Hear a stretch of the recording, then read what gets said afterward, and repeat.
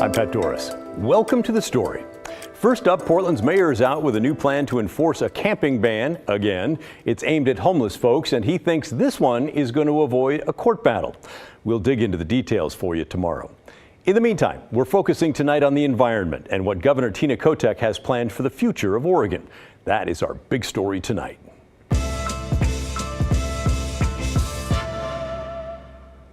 Kale Williams and Governor Kotek had a nice chat in Salem. They had a lot to talk about. From the state's signature climate program to housing to transportation, Kale covered it all. There's so much, we're actually showing you just part one tonight and then part two tomorrow night. So let's get started. Well, Governor Kotek, thank you so much for taking the time to talk about the environment with me today. My first question is kind of general. What is at the top of your environmental priority list? Well, the top issue for me is making sure we can meet our climate reduction goals. And that got a little harder recently. The state's signature climate policy, the Climate Protection Program, put a cap on greenhouse gas emissions from major polluters that gradually lowers over time. The goal was to cut emissions by 90% by 2050. But late last year, an appeals court ruled the whole program was invalid. And that's because the Department of Environmental Quality failed to follow some administrative rules while crafting the program. The process to get the program back up and running started again just this week, with the goal of having it re-implemented by next year. So I asked Kotek, given that it's her top priority, if she was worried about all that lost time. And it's certainly not ideal when there's been a lot of work to put in to develop those rules for the Climate Protection Program that the court said, hey, you didn't quite do it right, so they're restarting. But the substance wasn't challenged in that court ruling. So we want to make sure that everyone's at the table being transparent about the rulemaking, but continue to move forward because it is a key piece to make sure we can reduce our reliance on fossil fuels. The Climate Protection Program is just one way Kotek is hoping to stem the effects of climate change. Buildings in Oregon are responsible for a lot of greenhouse gases, mostly from burning fossil fuels to heat them and run appliances. Early in her term, Kotek pledged to build more than 30,000 units of new housing per year. The legislature passed a housing package in the last session that puts more than $375 million toward that goal. And how do you plan to ensure that climate resilience, efficiency, electrification will be incorporated into all this new construction? Those are really good questions. Well, and I think everyone understands the need for housing from their own personal perspective. Now, the state already has programs that provide incentives for upgrades on appliances in older homes. And Kotek said she tried to get funding for a similar program for new construction, but it didn't end up in the final package. Because these are homes that are going to be there for many decades in the future. Can they also be responsive to our needs around climate? And I think we can do that. We have some good programs in place. We just need to do more of it. Gotcha. Are you going to be looking for funding to get that fully funded? Oh, absolutely. Beyond what goes in new homes, Kotek said we need to think carefully about where we build them. But if you think about housing and having it available in a way that reduces transportation needs, that's a climate issue. Making it easier for people to live closer to where they live and work and have their kids go to school is a climate issue. Now, buildings are the second largest emitter of greenhouse gases, but the transportation sector, that's at the top of the list. And the 2025 legislative session is likely to feature robust debate over a major transportation package. What are you going to be looking for in the next transportation package that will ensure that our transportation sector plays its role in meeting our climate goals? And it has to. ODOT, Oregon Department of Transportation, does have a climate action plan. We need to follow that as best we can.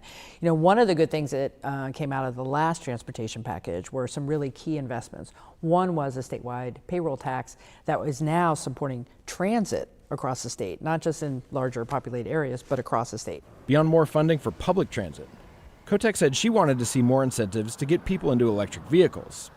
The state has an EV rebate program, but the first time it was offered, the money ran out quickly. Do you think that there's going to be a time when the rebate fund for EVs is not going to be something that runs out periodically? I would like some consistency there. I mean, if you're out there, if you think that program's not available, you're going to make different choices. I would like to get to a point where we have consistency with that program. I've been frustrated that we've had this up and down, open, close. We need to have more consistency for folks. The growing popularity of electric vehicles is going to have ripple effects, though. Funding for road operations and maintenance has traditionally come from the gas tax.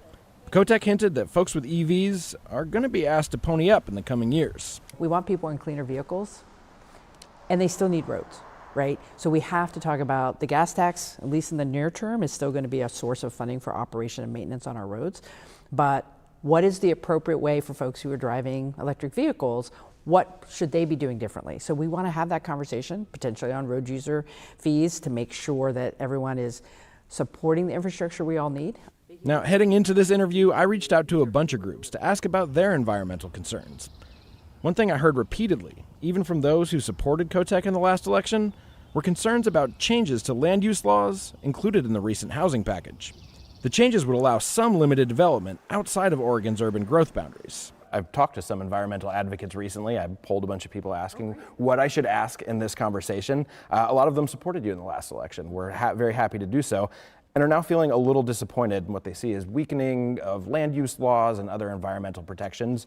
What would you say to a voter who might be having second thoughts about your environmental record? And again, my focus in my first year has been, let's look at the things that are on the books. We've done some really bold, amazing things here in Oregon.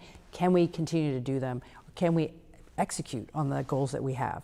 As it relates to the land use law and our housing production bill, I know there was some frustration there, but I also want to say thank you to the environmental communities who came together with us and said, how do we do this as responsibly as possible?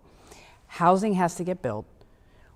I believe we can build more housing but not destroy our land use system. And so what you saw in the bill that eventually passed was clear goals around affordability, clear goals when a community could use an expanded urban growth boundary tool. Not every community is going to do it. I think it's a responsible way to address some of our land supply issues by maintaining the values of our land use system. And I continue to work with our environmental community. They're watching, I'm watching. We want to do it right. Building more homes just willy-nilly is not the right way to do it. We're doing it responsibly and strategically. Kale's with me now. Super interesting as always. And I noticed the governor kind of fudged her answer on the EV rebate program. Yeah, I mean, it's an interesting program. You know, this gives people up to $7,500 back on the purchase of a new or used electric vehicle. So big deal. Yeah, they had this program in 2023, ran out of money in about 4 months. And so everybody who bought an EV after that got put on a waiting list. And a lot of them are still waiting to get that money. This year, they say it's going to be open from, just a couple days ago up through June 3rd or until the money runs out. And those people will again be put on a waiting list. And as the governor said, if you think that there's not a rebate coming, it's probably going to change how you're making that big purchasing decision. Yeah, and I think you were asking her, how are you going to keep this money coming in consistently? And she didn't really have an answer on that. Not quite. All right, let's go to cap and trade. That is a big deal starting up again, huh?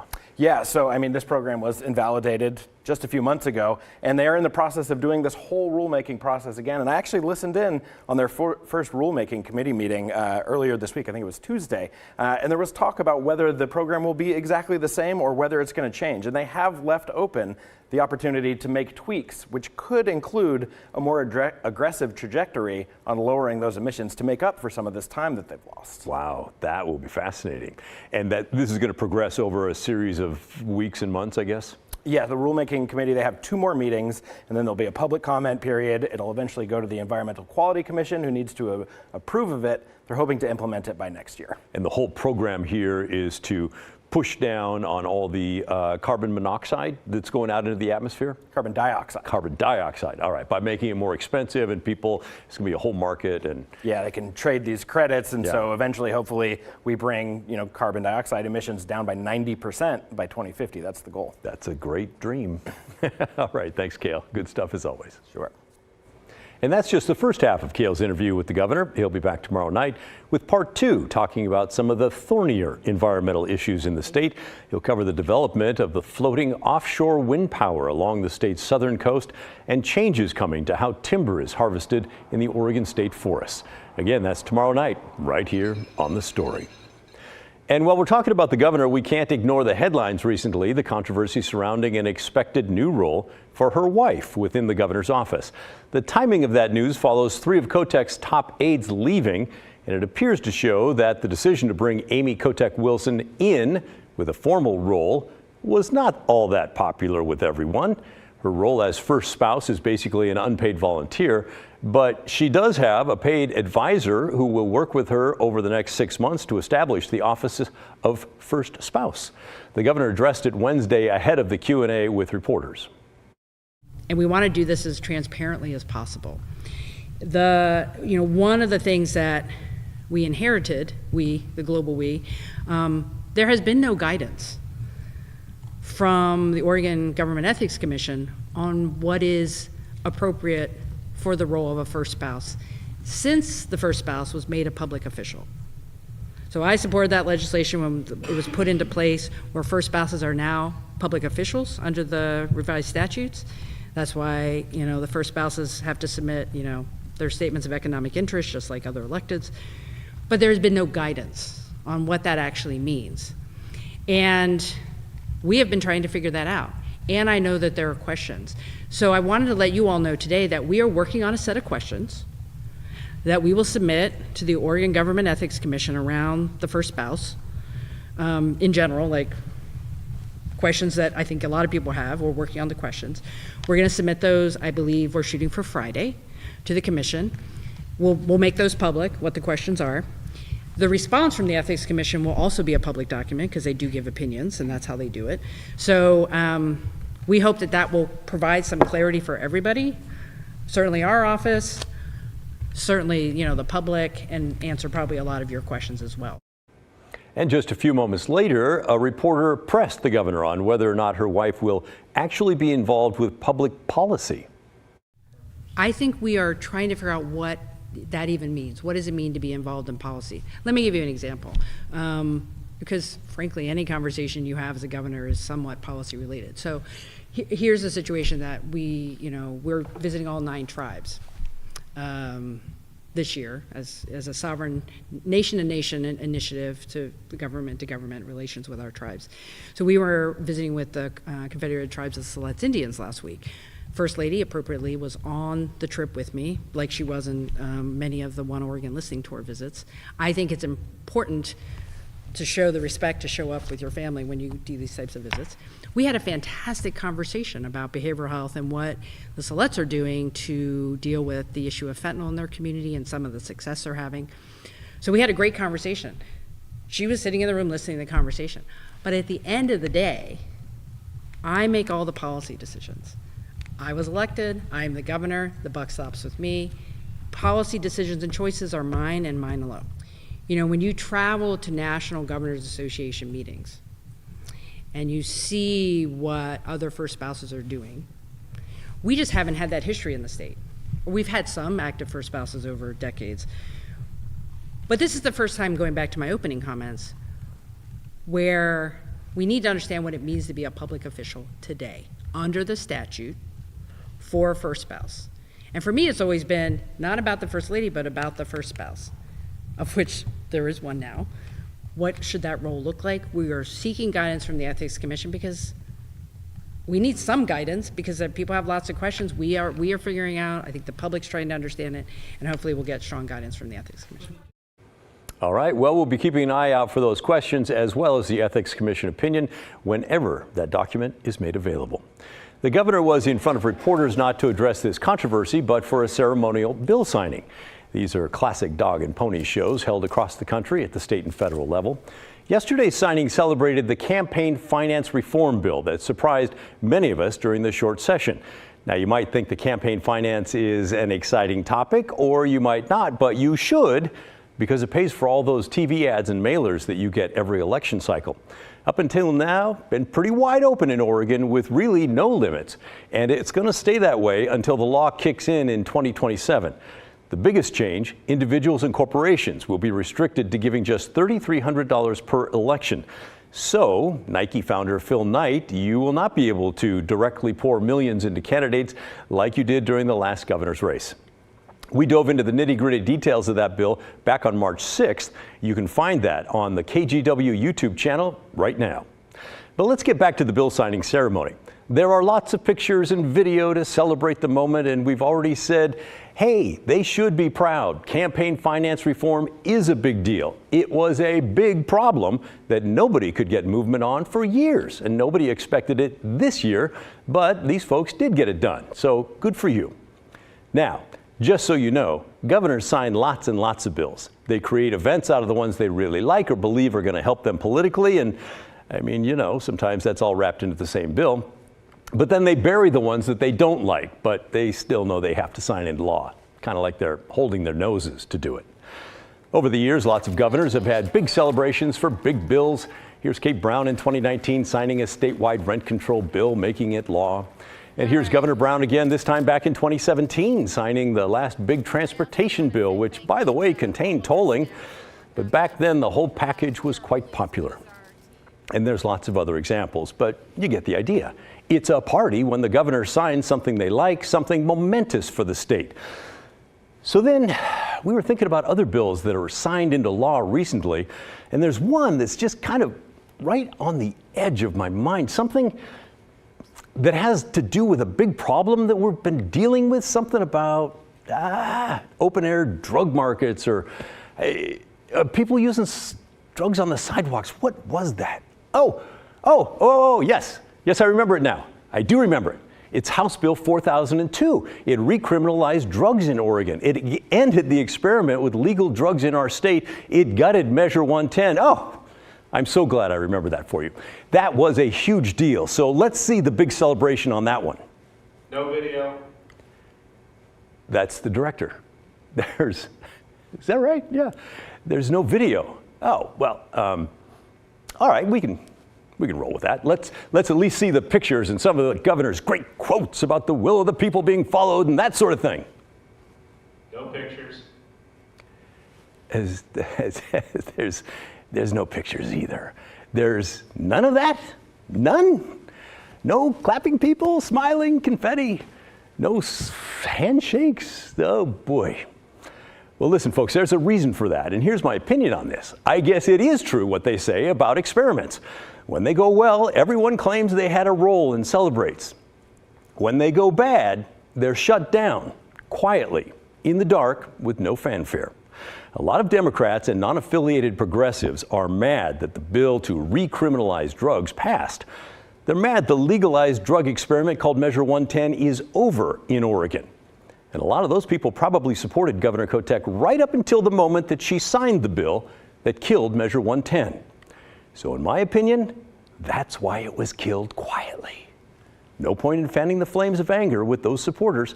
It's not an accident that we didn't see any video or pictures. And yes, by the way, we did ask the governor's office, and they told us there's no photos, there's no videos of that moment.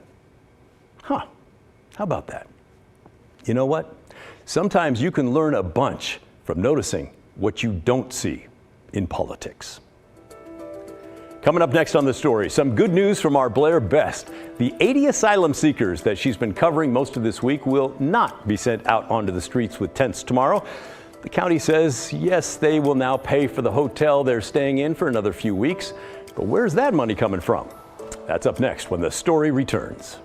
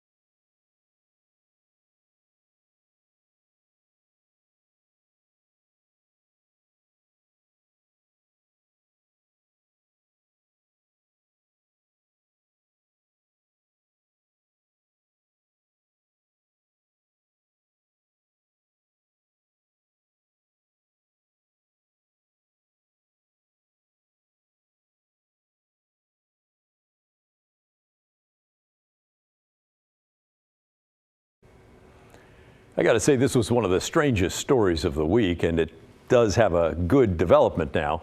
There is good news tonight for dozens of asylum seekers in Portland who risked being homeless by the end of the week. After KGW reported on the story for the last 2 days, last night, Multnomah County, they said that they did find enough money to cover the hotel rooms for 80 people through April. Blair Best has been on this story since Tuesday. She talked with some of the families again today. As you can imagine, they are relieved for now. Mi nombre es Jennifer Rengel, venezolana. It's been a long 5 months for 26-year-old Jennifer Rengel and her 3 children. Venimos viajando, recién estamos entrando acá a los Estados Unidos y tenemos acá 15 días que llegué acá con mi familia. She left Venezuela and has been in Portland for 15 days. She heard there were fewer asylum seekers here. Es duro pues porque no quiero que pase así como en los demás estados, como Denver, Chicago, así pues que están colapsados de personas durmiendo en la calle. Por eso fue que nosotros tomamos la decisión de venirnos acá a Portland, porque no habíamos escuchado que estaba tan colapsado así. When she got here, she learned the nonprofit supporting her was running out of money for her hotel room. Y es fuerte pues porque todos teníamos que salir mañana. Earlier this week, and as first reported by KGW, Multnomah County initially offered them tents, not what Jennifer was expecting. Nosotros porque de verdad que ya no queremos estar durmiendo así en carpa con los niños, porque ya pasamos 5 meses viajando para poder llegar a los Estados Unidos, durmiendo en las calles, durmiendo donde nos tocará dormir, pues en un terminal, así, en la selva, todo lo que pasamos. On Wednesday night, County Chair Jessica Vega Peterson's office announced they would pay to keep them housed through the end of the month. That announcement came just 2 days before their housing was set to run out. Portland City Commissioner Renee Gonzalez's office previously paid for a week of hotel rooms. We have to be way out more in front of this as a community, and again, I look to the state and the county run point on this. This shouldn't be coming down to the day before people get thrown out of hotels. We need to be planning for this stuff longer term. The county chair was unavailable for an interview Thursday, but told KGW in an email she is expecting to spend up to $50,000 from her office budget, making time to work on longer-term solutions and giving people like Jennifer stability, at least for right now. Nos dicen hasta el fin de mes y después qué va a pasar con nosotros, es lo que queremos saber. So the county tells us they expect talks with stakeholders to come up with a long-term solution to begin next week. And today we also heard from the governor's office for the first time about all of this, and they tell us that she has directed the Department of Human Services to work with community groups to come up with a long-term solution for these asylum families. And that actually turned into a bill that was in this past session, but it didn't pass. Lawmakers did, though, pass $2 million to support these families. Pat? And Blair, why can't Multnomah County use money from that supportive housing tax, which is generating hundreds of millions of dollars to help keep people from becoming homeless? You know, Pat, many people have that same question, and the chair's office today tells us that that money is all accounted for already. It's already spoken for. Okay. Thanks a lot, Blair. Appreciate it. Great story as always.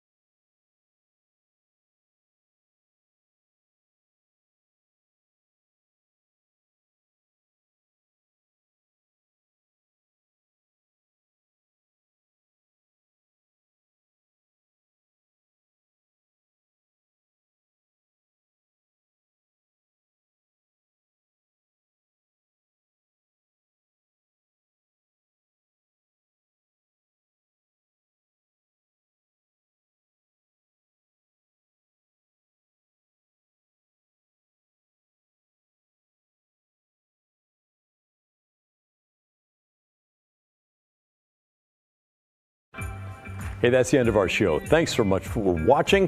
And remember, send us emails, give us your phone calls if you saw anything you liked, didn't like, or just had comments on.